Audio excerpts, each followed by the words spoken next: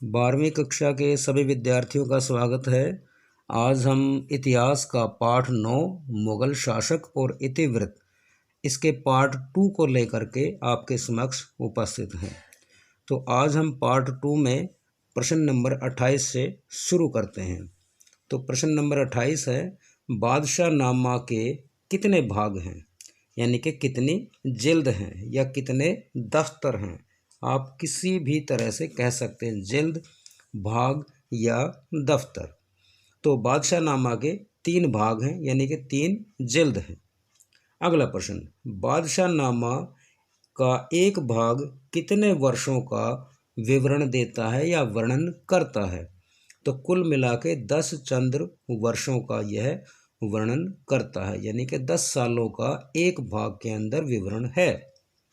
अगला प्रश्न, बादशाह नामा के जिल्दों में यानी कि से भाग में जो सुधार किया था वह सुधार किसने किया था। तो बादशाह नामा के अंदर जो सुधार किया था वह सुधार किया था शाहजहाँ के मंत्री यानी कि उसके वजीर, और उसका नाम था शादुल्ला खां। तो शादुल्ला खां ने बादशाह नामा के भागों में सुधार किया था या इस पुस्तक में सुधार किया था। अगला प्रश्न, 1799 में अवध के नवाब सादत अली खां ने किसे बादशाह नामा यानी कि पांडुलिपि के रूप में भेंट किया था। किसको भेंट किया था। तो भेंट किया था इंग्लैंड के सम्राट जॉर्ज तृतीय को। अगला प्रश्न, 1997, बिल्कुल मॉडर्न एज का क्वेश्चन है ये। 1997 में पहली बार किस पांडुलिपि की दिल्ली, लंदन और वाशिंगटन में प्रदर्शनी की गई थी। किस पांडुलिपि की, यानी कि किस किताब की। तो उस किताब का नाम, उस पांडुलिपि का नाम है बादशाह नामा। तो बादशाह नामा की, इसकी पांडुलिपि की एक साथ में 3 जगह प्रदर्शनी की गई थी। अगला प्रश्न, एशियाटिक सोसाइटी ऑफ बंगाल इसकी स्थापना किसने की थी। तो एशियाटिक सोसाइटी ऑफ बंगाल की स्थापना की थी सर विलियम जोन्स ने। अगला प्रश्न, अकबरनामा का अंग्रेजी अनुवाद यह किसने किया था। यानी कि समय के साथ साथ विभिन्न जो अंग्रेज अनुवादक थे वो इन सभी पांडुलिपियों का अनुवाद कर रहे थे इनको समझने के लिए, ताकि मुगल शासन में कैसे सेंध लगाई जाए, जैसे कैसे कंट्रोल किया जाए, तो इनकी किताबों को अनुवाद करके समझ रहे थे। तो 20वीं शताब्दी के आरंभ में 1902 में हेनरी बेवरेज ने अकबरनामा का अंग्रेजी अनुवाद किया था। अगला प्रश्न, मुगल शासकों पर दैवीय प्रकाश का प्रभाव है, यह किस कहानी में उल्लेखित है। यानी कि उनके ऊपर देवी देवताओं का प्रकाश है या आशीर्वाद है, तो ये किस कहानी के अंदर उल्लेखित है।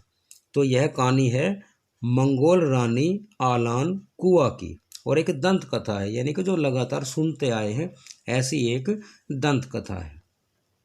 अगला प्रश्न, दैवीय प्रकाश से संबंधित पहला विचार यह किसने प्रस्तुत किया कि दैवीय प्रकाश होता है। तो यह प्रस्तुत किया था विचार प्रसिद्ध ईरानी सूफी संत, नाम था इनका शिहाबुद्दीन सुहारवर्दी। ये थे संत जिन्होंने दैवीय प्रकाश से संबंधित अपने विचार पहली बार प्रस्तुत किए थे। अगला प्रश्न, मुगल कलाकारों का प्रभामंडल संबंधी विचार किससे प्रेरित है। तो यह विचार ईसाई धर्म के ईसा और वर्जिन मैरी उनके चित्रों से प्रेरित है। यानी कि वहाँ भी इस तरह के चित्र बनाते थे कि ईसा और वर्जिन मैरी के चारों तरफ प्रभामंडल दिखाया जाता था। और प्रभामंडल आप इस चित्र के द्वारा देख सकते हैं कि प्रभामंडल कहते किसे हैं। जैसे ये इस शासक के दोनों तरफ दिखाया गया है, और ये इस तरफ अकबर का जैसे फोटो दिखाया गया है, ये किसका, आप सलीम का। तो इस तरह के प्रभामंडल चित्रकारों ने बनाने शुरू कर दिए थे। और इस प्रभामंडल का मुख्य उद्देश्य क्या था कि इन शासकों के ऊपर दैवीय प्रकाश है, यानी कि दैवीय प्रकाश का स्पेशल इनको आशीर्वाद मिला हुआ है। अगला प्रश्न, मुगल कलाकार, प्रश्न नंबर 38। यस, अकबर ने, ये आपके सामने, बिल्कुल, अकबर ने कौन से दो प्रमुख धार्मिक करों को समाप्त किया, यानी कि धार्मिक जो कट्टरता थी उसको समाप्त करने का जो प्रयास किया था, उसमें ये पहला प्रयास था। तो कौन से दो धार्मिक कर जो थे, टैक्स थे, उनको समाप्त किया? तो 1563 में तो तीर्थ कर जो था इसको वापस लिया, और 1564 में जजिया कर था, इसको वापस लिया, यानी कि ये टैक्स हटा दिए थे। अगला प्रश्न, अकबर ने जरीन कलम की उपाधि या पुरस्कार किसको दिया था? तो जरीन कलम की जो उपाधि या पुरस्कार दिया था, कश्मीर का सुलेखक था, यानी कि जो पांडुलिपियां लिखते थे तो उनमें सबसे मुख्य नाम कश्मीरी सुलेखक का आता है, जिसका नाम है मोहम्मद हुसैन। तो मोहम्मद हुसैन को जरीन कलम के खिताब से अलंकृत किया था, किसने? अकबर ने। नेक्स्ट क्वेश्चन, सुलह ए कुल, यह नीति किसने चलाई? तो सुलह ए कुल की नीति चलाई थी विद्यार्थियों अकबर ने। इसका मीनिंग क्या था? सुलह ए कुल यानी कि पूरे कुल, यानी कि जितना भी साम्राज्य था उसके अंदर सुलह कैसे बनाई जाए, यानी कि देश में अलग अलग धर्मों के, अलग अलग मतों के लोग थे, तो ऐसे में सभी के बीच सामंजस्य स्थापित किया जाए, तो इसके लिए सुलह कुल की नीति बनाई थी। और इस नीति का जो प्रसार किया था वह अकबर के एक खास व्यक्ति, जिसका नाम था अबुल फजल, जिसको आप दरबारी इतिहासकार भी कह सकते हैं, उसने इस नीति को प्रसारित किया था। अगला प्रश्न है प्रश्न नंबर 41 आपके सामने, कि न्याय की जंजीर जो थी यह किसने स्थापित की? तो न्याय की जंजीर जो थी, यह जंजीर लगभग 30 गज लंबी थी। जहांगीर ने इसको स्थापित किया था, तथा इस 30 गज लंबी जंजीर में 60 घंटियां लगी थी, और यह विशुद्ध सोने की बनी हुई थी। आपको यह चित्र में यदि दिखा पाएँ तो इस चित्र में आप देख सकते हैं, जैसे चित्रकार ने इसको बनाया है, ये इस तरह से। तो यह थी क्या? सोने की जंजीर, जिसको नाम दिया न्याय की जंजीर, और ये जहांगीर ने स्थापित की थी।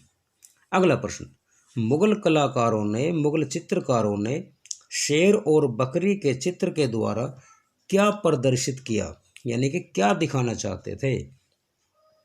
तो इस चित्र के माध्यम से यह दिखाना चाहते थे, प्रदर्शित करना चाहते थे कि मुगल राजतंत्र में न्याय का विचार जो है वो सर्वोत्तम है, यानी कि एक घाट के ऊपर बकरी और शेर दोनों के दोनों पानी पी सकते हैं, जैसे ये इस चित्र के अंदर दिखाया, शेर और बकरी, यानी कि दोनों एक साथ बैठे हैं और किसी के अंदर किसी तरह का कोई क्लेश नहीं है।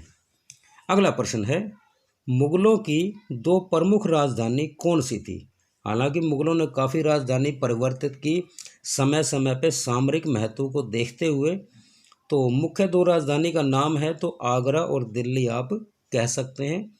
इसके अलावा फतेहपुर सीकरी जो आगरा के अंदर थी, उसके बाद लाहौर, उसके बाद शाहजहानाबाद, जिसका बाद में नाम दिल्ली रखा गया। अगला प्रश्न, 1560 में आगरा में लाल किले का निर्माण किसने कराया? आगरा में लाल किला, एक लाल किला दिल्ली के अंदर है और दूसरा है ये आपके आगरा में। और लाल किला किस लिए बोला जाता है? क्योंकि लाल बलुआ पत्थर से इसको बनाया गया था, तो यह बनाया था अकबर ने। अगला प्रश्न, फतेहपुर सीकरी को राजधानी किसने बनवाया तथा इसके पीछे जो कारण था वह कारण क्या था? तो फतेहपुर सीकरी को राजधानी जो बनाया था वह बनाया था अकबर ने, और कारण उसके पीछे था कि यह स्थान, यानी कि फतेहपुर सीकरी, यह स्थान अजमेर जाने वाली सीधी सड़क पर स्थित था। और अजमेर का महत्व क्यों था? क्योंकि अजमेर उस समय शेख मोइनुद्दीन चिश्ती की दरगाह के कारण एक प्रमुख तीर्थ स्थल बना हुआ था। यानी कि हर साल इस दरगाह के ऊपर, शेख मोइनुद्दीन चिश्ती की दरगाह के ऊपर हर साल सालाना उर्स यानी कि सालाना मेला वहाँ लगता था। तो इस तरह से शासक ने भी अपनी राजधानी को वहाँ स्थानांतरित करना उचित समझा। अगला प्रश्न, अकबर ने गुजरात विजय के उपलक्ष्य में, यानी कि जब गुजरात को जीत लिया था तो गुजरात विजय के उपलक्ष्य में किस बिल्डिंग का, यानी कि किस भवन का निर्माण किया था? तो उस भवन का, उस बिल्डिंग का नाम बताएं। तो उसका नाम है बुलंद दरवाज़ा। और यदि आप इसको चित्र में देखना चाहें तो यह आपके पेज नंबर 336 के ऊपर है। यह है आपका बुलंद दरवाज़ा, शायद आपने अच्छे से देख लिया होगा। तो यह है बुलंद दरवाज़ा। उत्तर पश्चिम सीमा की सुरक्षा हेतु, उत्तर पश्चिम, उत्तर की दिशा में आपका कश्मीर और पश्चिम दिशा में है आपका पाकिस्तान। तो उत्तर पश्चिम सीमा की सुरक्षा हेतु 1585 में राजधानी कहाँ स्थानांतरित की गई? तो ये राजधानी स्थानांतरित की गई लाहौर के अंदर। उस तरफ से लगातार जो आक्रमण हो रहे थे उनसे अच्छी तरह से निपटा जाए, तो इसके लिए राजधानी को लाहौर स्थानांतरित कर दिया था।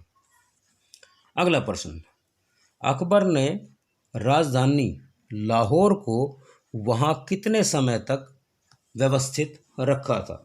यानी कि वहाँ से जो शासन किया तो कितने सालों तक किया? तो कुल मिलाकर 13 सालों तक अकबर ने उस राजधानी को लाहौर में ही स्थापित रखा और वहीं से शासन अपना जारी रखा।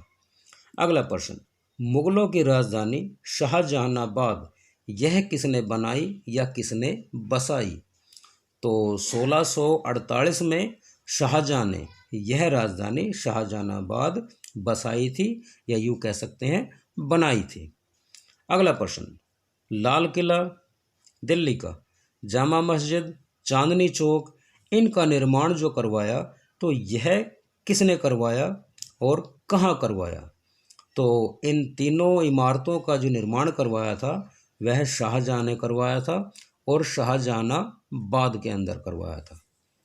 आज की इस वीडियो का, इस लेसन का यह लास्ट क्वेश्चन है, तो ध्यान से सुनेंगे। कॉर्निश, यह अभिवादन का तरीका था। तो कॉर्निश क्या था? यानी कि हम किसी से नमस्ते करते हैं, दुआ सलाम करते हैं, तो वैसा ही एक तरीका है ये। तो कॉर्निश क्या था, प्रश्न ये है। तो अभिवादन का तरीका है ये, जिसमें क्या करते हैं, माथे को हाथों से स्पर्श कर झुककर अभिवादन करते हैं। यानी कि माथे पे हाथ लगाते हैं, बल्कि हाथ की बजाय उंगलियों से माथे को टच करते हैं, फिर सामने झुकते हैं और इस तरह से हम सामने वाले के प्रति अभिवादन व्यक्त करते हैं या उसको हम अपना अभिवादन देते हैं। यह तरीका कहलाया कॉर्निश। तो आज की वीडियो में विद्यार्थियों ये प्रश्न थे। आशा है आपने ध्यान से सुने होंगे और सुनते सुनते याद भी हुए होंगे काफ़ी। तो इसी के साथ धन्यवाद। लास्ट में एक आप सभी से ये कहेंगे कि रिक्वेस्ट है कि इस चैनल को शेयर करें, सब्सक्राइब करें, और यदि यह सामग्री आपको अच्छी लगी है तो लाइक अवश्य करें। धन्यवाद।